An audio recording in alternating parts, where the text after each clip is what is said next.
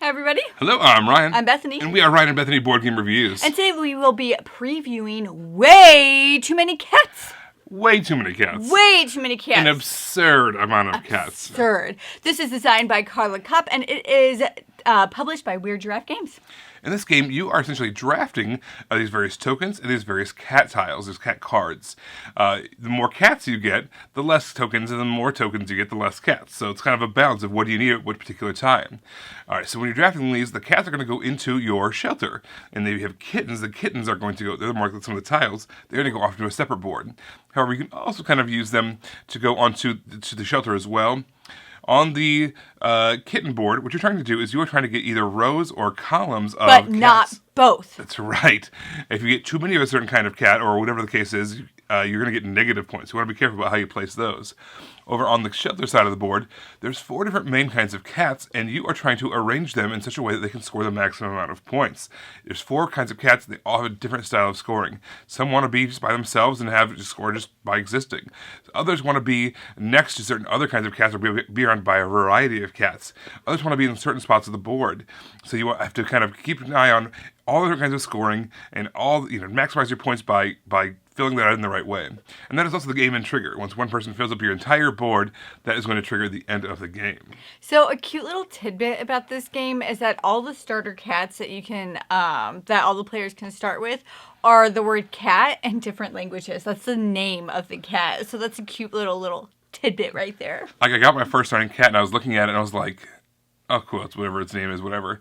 And then I read that in the rule book, and I was like, no. Looking at all the starters. Oh, wait, yeah, no, they are. They are. I liked how those different scoring effects happened with the different cats. It was a challenging puzzle trying to make sure everything arranged in such a way that you can get max amount of points. And some of the cats have multiple types. They might be... I'll call them suits, I guess. There might be 2 or 3 different kinds of suits at the same time, so they might score in different ways, and they might interact with the other cats around them because they are the different kinds of suits. So I enjoyed trying to puzzle that out. It is a big challenge. It's a big puzzle. Yeah, the kitten maintenance is really fun too, like in a stressful, fun way. But you all know I like that. But it's like so. You can only score the rows or the sets. You can't score other things. So there is an action in the game where you can put the kittens into the shelters to kind of mitigate the negative scoring. They themselves don't score in the shelter, but they can actually help with the bonuses that Ryan was talking about with where cats want to be placed. The kittens can help with that. But it's funny when the cards come up of what you want to draft, because you might really want some of the tokens because you need some of the toys to do other things in the games, but you also know that if you take that kitten, it's going to be negative for you, so you have to figure out a way to also get that kitten on the board at the same time, or to get cards that you don't really want, or maybe you do want, but sometimes you don't want them because you want certain cards to score in certain ways, but you don't want the kittens and you don't know what to do! There's just too many cats. Way too many cats. Way too many cats. I think that, the toys are a lot of fun, too. If you can give, toys around the tokens, if you can get them to the right cat, you're going to get some extra points from that as well. So it's just a really thematic touch that I thought was really cute. Yeah, I feel like this is a game that would work really well for people who just, love cats. All the cats have names, too. They all have names. So you can, try to get a certain cat because you might, really like its name. But I think this is a game that people who really like cats are going to enjoy because it is just a set collection and drafting, and I feel like those are easy mechanisms to teach to people. I agree. I think that the simplicity and the streamlinedness of it is going to make cat lovers like this, but also it's got enough interesting elements in it that I think board gamers are going to like it too. It's got some of those things that we're familiar with the set collection, like you mentioned, the drafting, kind of the spatial reasoning of how to space everything out just right.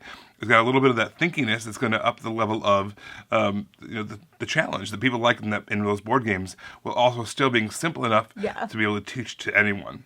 Yeah, if any of this sounds interesting to you, make sure to check out the campaign so you can know exactly what is going on. You guys, thanks so much for watching, and we will see you next time. Bye. You guys, thanks so much for watching. This game was provided to us by a publisher in exchange for a fair and honest review. And if you want to see more stuff, check out over here to see something we think you might like. And over here, we think that YouTube has picked out a great video for you you're going to love. Thanks, guys. We'll see you next time.